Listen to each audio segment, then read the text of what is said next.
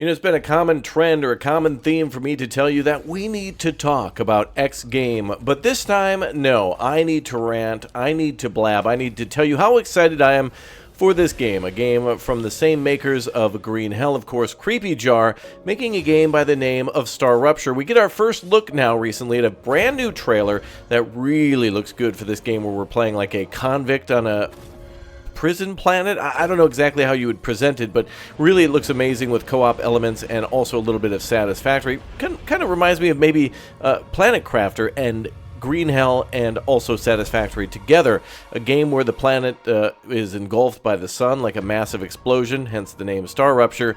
And it was a game you may have seen before called like Crimea or something like that. That was okay, but honestly StarRupture I think is a much better title.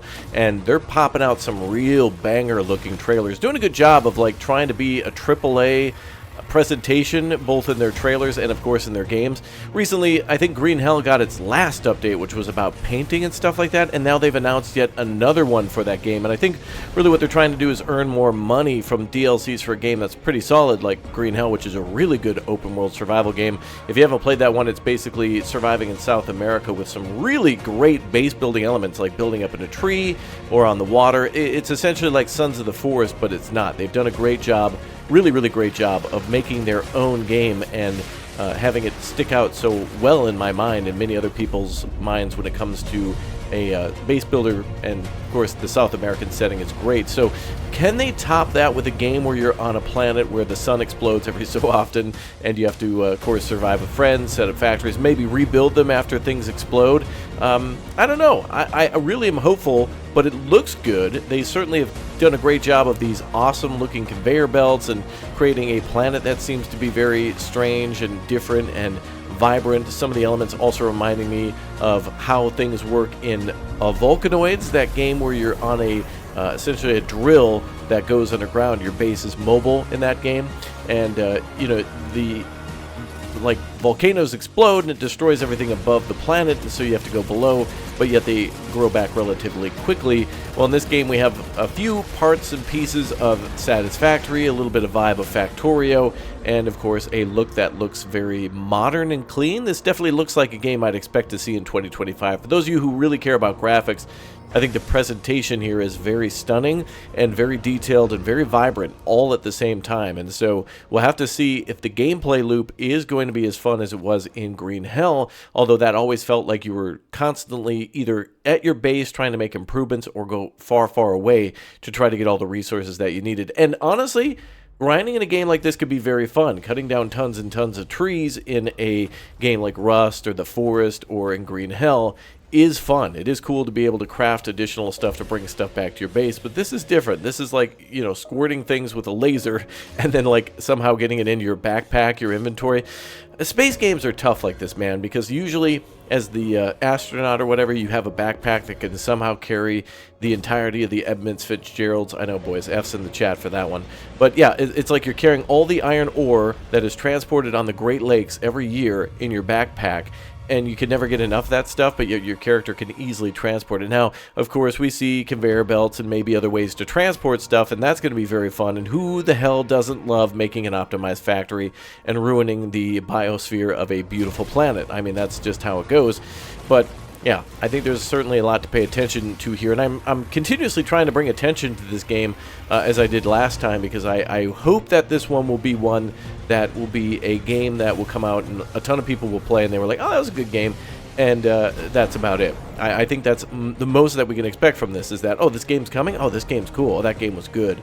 I don't think this will really break any boundaries or whatnot. It doesn't look like anything new that we haven't seen before, but it is combining all the things that we love with a little bit of narrative story and some other things that Creepy Jar did a great job with in Green Hell. So things that we know and love mixed together with some of the things that Creepy Jar seemed to be very good at in Green Hell seems to be a winning formula, and one that I think that they are doing an outstanding job of at least giving a presentation to in these trailers, and so I can't wait to see some gameplay. Now, I don't think we are going to see a release day of 2025 of anytime soon, and it looks like it's really well put together so far. These trailers do seem like they're not cinematic, and that they're actually playing the game a lot more than they're actually showing off cool, panning world shots where it's showing the atmosphere and the landscape and showing off like things that you would expect to see in a trailer where they're trying to make it seem epic and,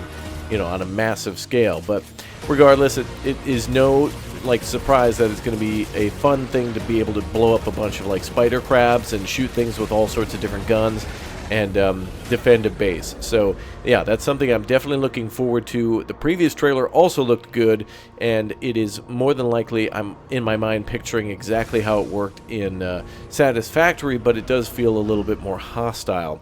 The sun exploding every so often, and all of the animals and creatures seem a little bit more aggressive than some of the things you come across in Satisfactory.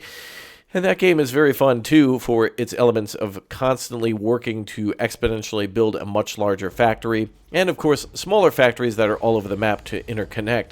And that is something that remains to be seen here. I'm not seeing too much in terms of, like, a large-scale transport system, but, I mean, I'm all for more games that are, like, Satisfactory. Honestly, that was a big banger, and that had been constantly being updated over the years, and now recently had its 1.0, and that was a good release. That was a good game, that was good in early access, kept getting better, and then was a good 1.0 too, and everybody, I think, could nod their heads and say, like, yep, that was a good one. So what's interesting here in this game is that we're not really seeing conveyor belts. What does seem to be happening is that there's little like monorail tracks, and on those monorails there's like little cups or like I don't know, little bowls that transport all sorts of different minerals and materials around. So that's a minor change. I mean, you know, take it with a grain of salt that it's going to be like the only transport system in the game. There's probably going to be much more, but the gun sure looks cool. That little laser that you're squirting things with looks like a lot of fun to be able to go out and mine. I hope there's an emphasis on continuously mining things by hand, because then otherwise it becomes more of a constantly exponential game. There is some footage here of drones being launched, and it does seem like there are some sort of elements of automation for the base defenses, but I also hope that there's reasons that we have to leave our base and build other outposts that are not at our main base, or perhaps the whole game could be played without building a base. Maybe there's a reason to build a base, but maybe you don't have to. That gives you more ways to play. And if they do what they had done in Green Hell's previous title, in Creepy Jar's previous title, Green Hell, and a little sequel to it by the name of Spirits of Amazonia, I believe it was,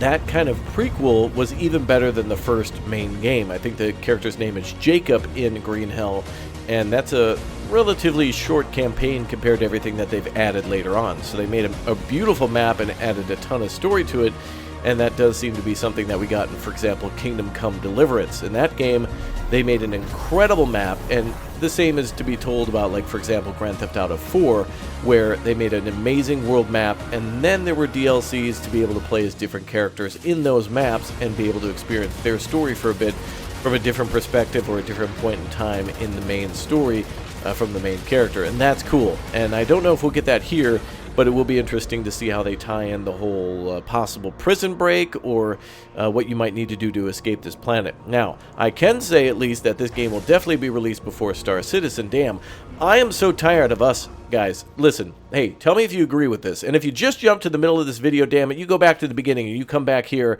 later on and you tell me what you think. And I want everybody watching right now, take a quick second, pause the video if you have to, or just, you know, tell me at the end of the video your thoughts on this. Space games are really, really good. They're really, really good. They're like frozen pizzas even. Frozen pizzas are really, really good. But we deserve even better. Like Starfield and Star Citizen are cool and they're good, but they could have been way, way better. And I'm really wanting much more stellar, pardon the pun, open world and first person and third person space games. We got No Man's Sky's recent update, and that's amazing, and everyone's telling me to play it, and I haven't had time yet. But damn it, No Man's Sky is a game that went from, you know, they called it No Content Sky or whatever, to a game that, like, everybody's playing all the time, and it's just amazing to be able to explore and build bases in that game, and it seems to scratch everybody's itch of wanting to explore, wanting to build, wanting to do quests, maybe either staying on the same planet the whole time, or going to several, or doing the expeditions. And that game has an incredible amount of different flavors for everybody to enjoy. So for this game, it seems like what could be is, you know, you land on the planet with up to 4 friends, you go explore a little bit and find a cool place to build a base. start mining, and you know the drill. From there on, you start automating like coal and steel, and then you start building things out of quartz and other maybe fantasy materials, or maybe something like copper. Maybe it's something simple that we do have. I don't know. But anyway, the potential here for it to be something way different than what it appears to be is certainly there. And I think they may have even, well, they've made a change in the name to this game. There's been some internal talks that I've seen about them wanting to change how the trailers look like and how things may function. All development teams go through this. All development teams share things like that on their Discords and are vocal about what they're doing and what they're changing. And the transparency there is very good. So we'll have to see exactly what will come of this game in terms of time and maybe what game modes we'll get. I think this is definitely one that everyone's going to want to try, and if you're a lover of open world games, if you're really a big fan of base building games, this is one to keep on your list and maybe wish list now, because there is a potential for this one to do all the things that we loved of Green Hell, but doing so in space. Does this look like Green Hell in space?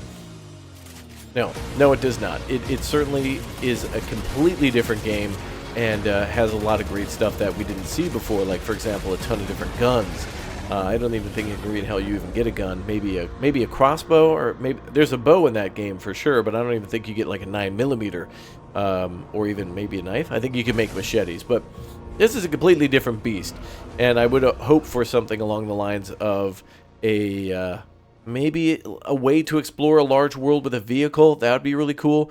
But another thing that I'm noticing here that they keep hinting on is, well, first of all, the screen in the background looks very good. And I think that giant, like there's a huge, like circular thing in the background. I don't know, is that the prison? Is that where everybody wakes up out of cryo sleep? I'm not sure. They also tell you that is the year such and such, and that there's like hyper capitalism, and like there's no escaping doing labor even if you're in prison, that kind of thing.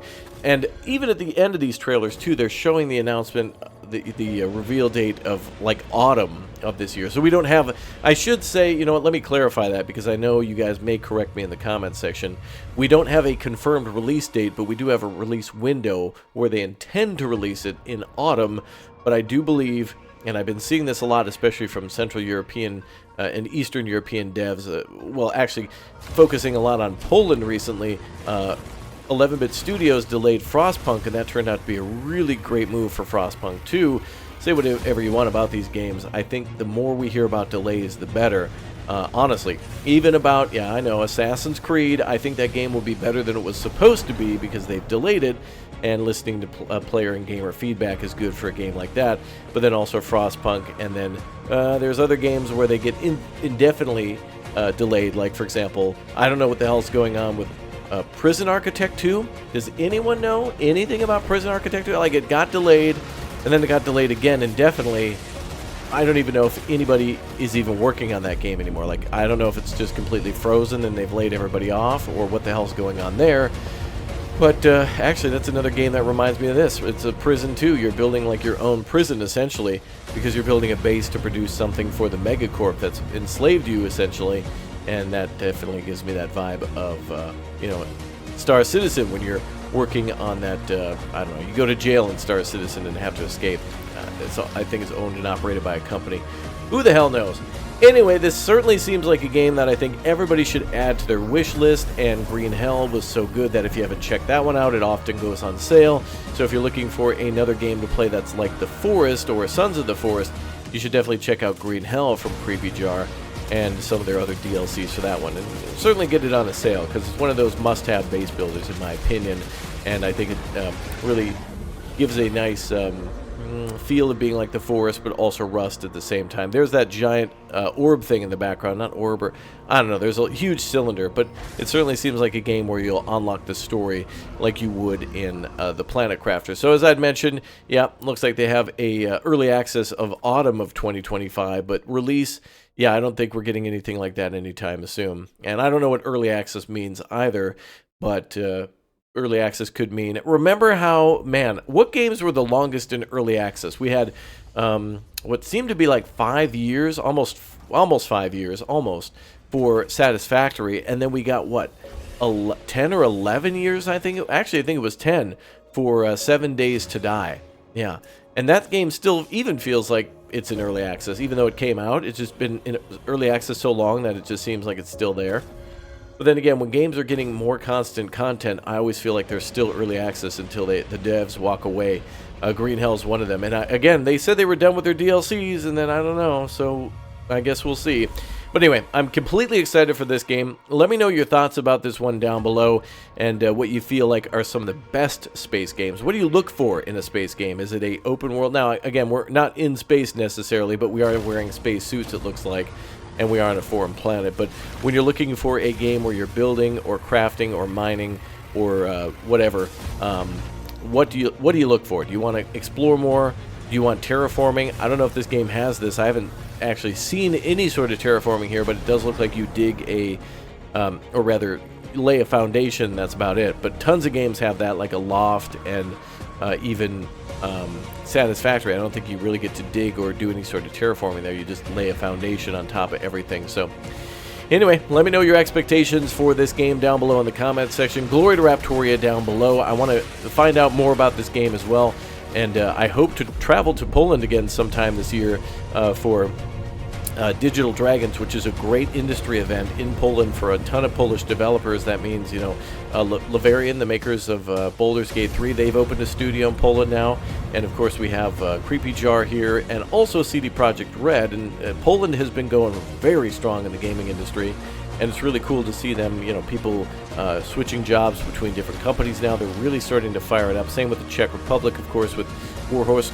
Czech has always been strong with that. Czechia is really getting stronger, as well as Slovakia. So I hope to see them all doing things that we haven't seen from anybody else before. Everyone else has had their time to shine and is kind of running out of ideas.